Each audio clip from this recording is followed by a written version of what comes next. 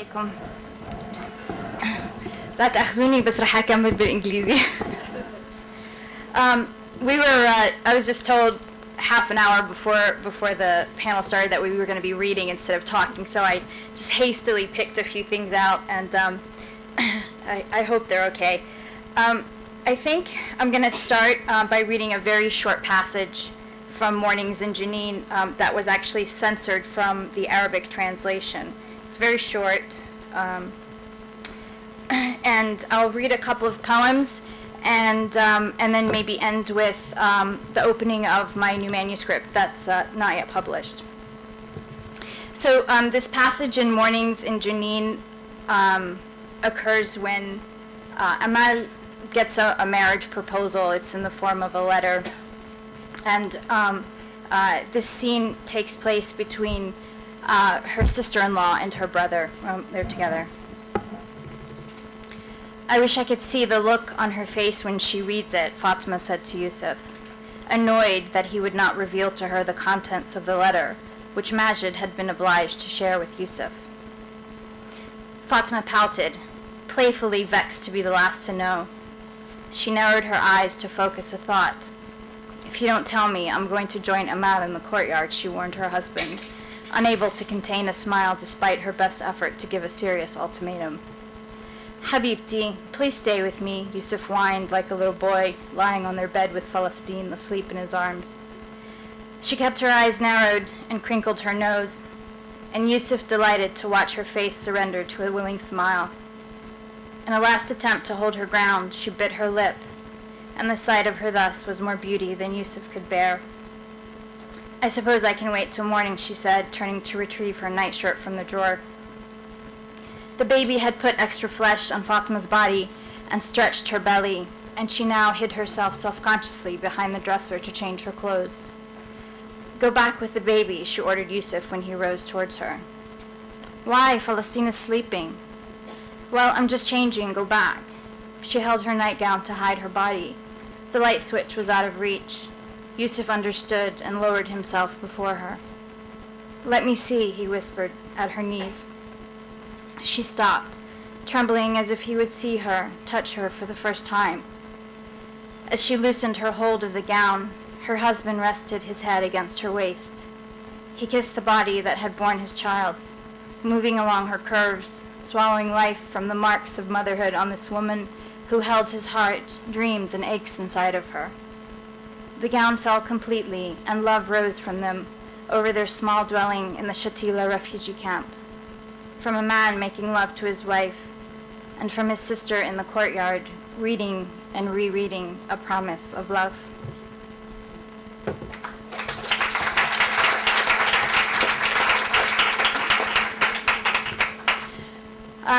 So I'm going to read a poem from his collection.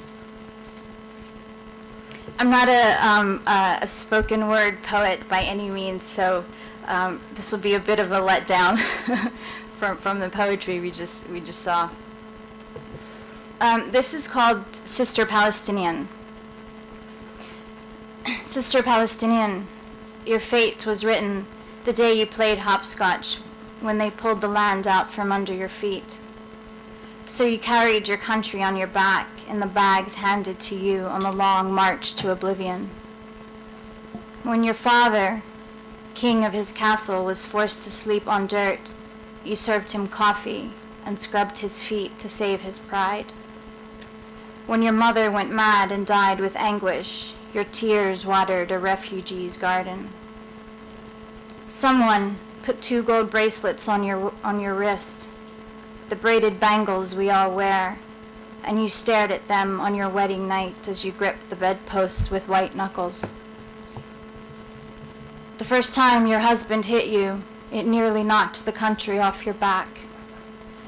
But your first baby was a promise too precious, so you sewed Palestine to your skin. When he came back from Israel's prison, you tenderly dressed his wounds, kissed them, and you prayed for him.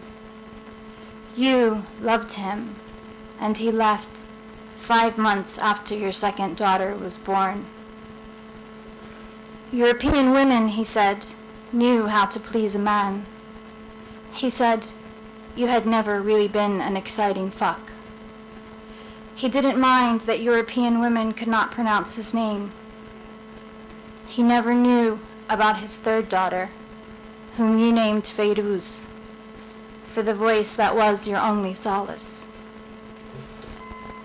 When another of history's storms razed your house, the winds carried you to foreign lands, and you were at home in the devastating freedom of answering to no one. Then you became an exciting fuck. You found yourself searching over and over for some meaning in the heartbreak of an empty orgasm. The girls you raised were not Palestinian. The house you built was not yours. The country tethered to your skin sags as if a body of sorrow. You deserve better, sister. Come back in another life.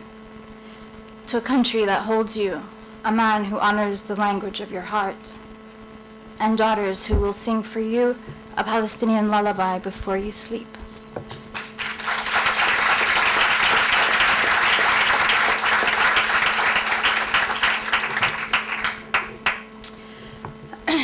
This next one is called Winter.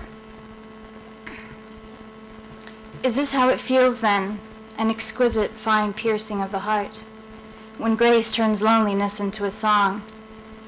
The moment you want to board up the windows and sit by the flickering fire, trying to see what it is they see and you can't.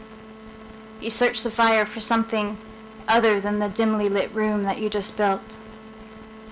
Something beyond the eviscerating orgasm that shatters on the cold surface of a body there beneath you that you cannot love. In the comforts of solitude, the devastating freedom of owning yourself also looks into the fire for need to burn your skin. But you are only calm, only gently blinking.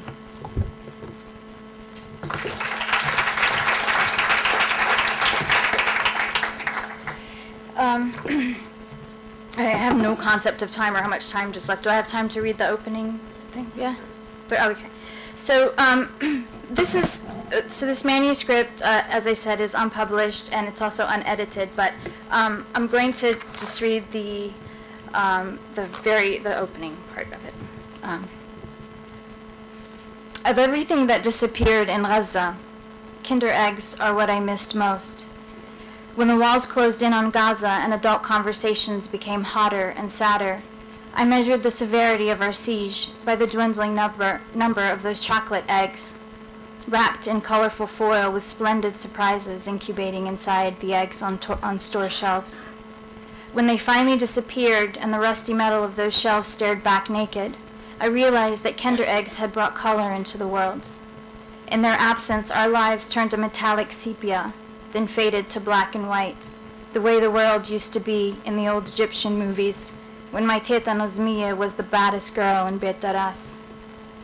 Even after tunnels were dug under the border between Gaza and Egypt to smuggle the things of living, Kinder eggs were still hard to come by. I lived in these times of the tunnels, a network of underground arteries and veins with systems of ropes, levers, and pulleys that pumped food, diapers, fuel, medicine, batteries, music tapes, Mama's menstrual napkins, Rachel's crayons, and everything else you can think of that we managed to buy from the Egyptians 24 hours a day, 7 days a week. The tunnels undermined Israel's plans to put us on a diet, so they bombed the tunnels, and a lot of people were killed.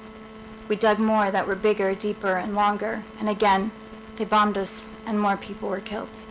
But the tunnels remained like living vasculature.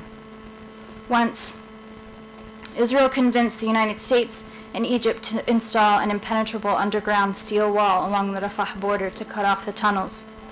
People watched through binoculars from the sand dunes of Rafah and laughed for a month as the United States Army Corps of Engineers went to work.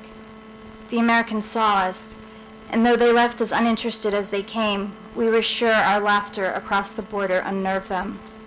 As soon as they were gone, our boys went to work inside the tunnels with blowtorches, cutting off the metal that was meant to cut off our sustenance. It was a gift, really, because the underground wall was made of high-grade steel that we recycled into other things. We were used to being the losers, but this time we won. We outsmarted Israel, Egypt, and the great United States of America. Gaza was one giant party for a while. Our newspapers published cartoons that showed Mubarak, Bush, and Netanyahu scratching their heads and asses while we laughed from the Rafah sandy hills, holding what we made from that excellent steel: car parts, playground equipment, building beams, rockets.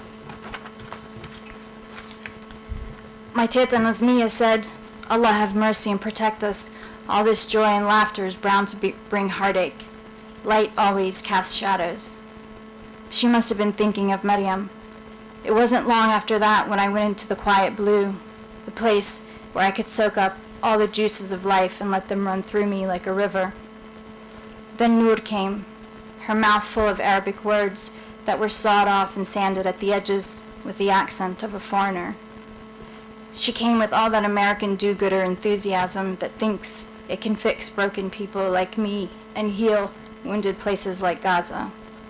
But she was more shattered than any of us. And every night, when Noor put Rachel to bed, Teta Nazmiya pulled the sky in place, and Mama embroidered the stars and moon. And in the morning when Rachel awoke, she hung the sun. That's how it was when Noor came back. These were the women of my life, the songs of my soul. The men they loved were lost in one way or another, except me. I stayed as long as I could. Thank you.